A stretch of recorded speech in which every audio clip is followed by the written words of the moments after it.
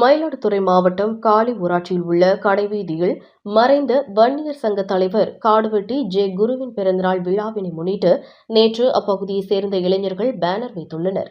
இதனிடையே பேனரை நள்ளிரவில் மர்ம நபர்கள் சிலர் கிழித்து சேதப்படுத்தியதாக கூறப்படுகிறது.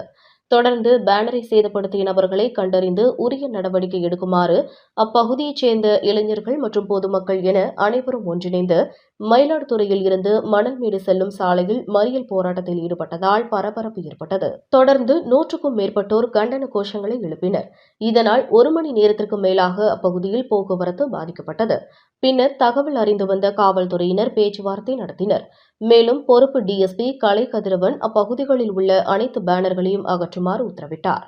தொடர்ந்து உரிய அனுமதி பெற்ற பிறகே இப்பகுதியில் பேனர் வைக்க வேண்டும் எனவும், பேனரை சேதப்படுத்தியது தொடர்பாக உரிய நடவடிக்கை எடுப்பதாகவும் போராட்டத்தில் ஈடுபட்டவர்களிடம் உறுதியளித்தார்.